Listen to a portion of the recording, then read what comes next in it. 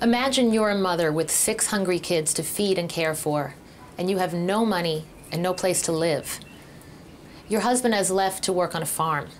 He sends what money he can, but wages are so low it's not enough to feed the children, yet alone to pay rent. Where do you go? What do you do?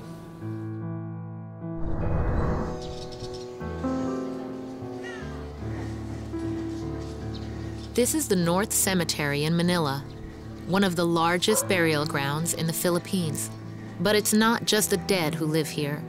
It is also home to some of the country's poorest families, including Evelyn and her 7-year-old daughter, Helen, along with her 5 brothers and sisters.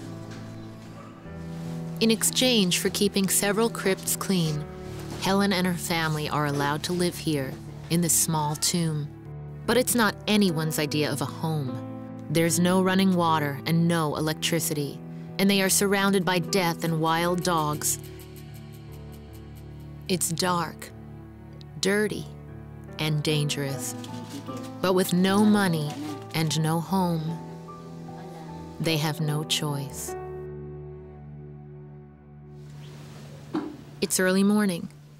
There's no money for food today, so breakfast is 2 cups of coffee, shared among the children. Helen's mother hopes it will keep the hunger pains away for at least a few hours. Then, it's time to fetch water and get to work. While other children are in school learning, Helen is here, working. Her responsibilities include scrubbing and sweeping the crypts. Then, she must help her mother with the chores, taking care of the younger children and cleaning the shelter. But she knows when she leaves the tomb, she must be careful and watch for strangers who come to the cemetery to prey on vulnerable children. 2 years ago, Helen's sister was attacked by a man only a short distance from their shelter. Fear is a constant companion. It's a lot for a little girl to deal with. It's evening. The chores are done and it's time for bed. But more than anything in the world, Helen wants to learn to read and write. So, she sits alone, straining her eyes as she looks at the pictures, wishing she could understand the words on the page. When she can no longer keep her eyes open, she goes to sleep on top of the cold stone tomb, dreaming that someday she too can go to school and leave this dreadful place behind. I went to meet Helen and the family, accompanied by Children International representative Carmi Carpio. She told me how the family had been forced to move here several years ago, and how hard Helen's mother worked to keep her kids safe and make a home for them here, among the dead. Here they are. How are you? The mom here is Evelyn. Hi, Evelyn. And this girl here is Helen. Hi, Helen. How are you? After I was introduced, I noticed that Helen's younger brother, Jack, was sick. What happens when Jack gets sick? Is there medicines available to give him?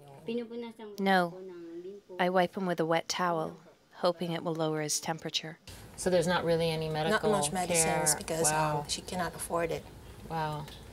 When they showed me where they lived, I was astounded at how Helen's mom had transformed this cold, empty tomb into a shelter for her children. The first thing I noticed was how spotless it was and how much pride they took in their humble home. And wow, I mean, it's definitely small in here. Where does everybody sleep? Some of them sleep on top of the crypt and then the rest on the floor. Do they ever get frightened by sounds or animals or just it being so dark at night? I'm always worried and scared for my children's safety, especially when there are strangers in the cemetery. Wow, I can't imagine. Helen's life is filled with hardship, but by playing with her, I was able to finally see the sweet little girl inside.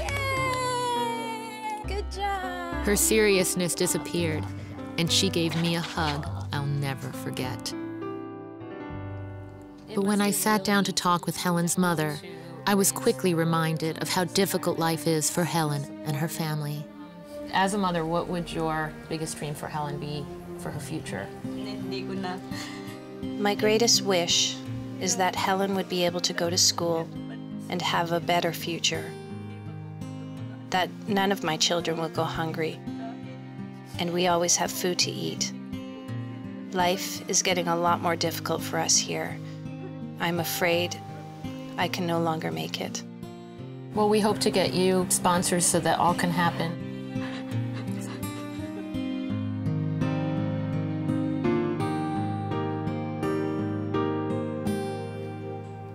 Before I left, I asked Helen what her dreams for the future were. And this shy little girl with the big heart surprised me again. I want to be a teacher so I can help my family.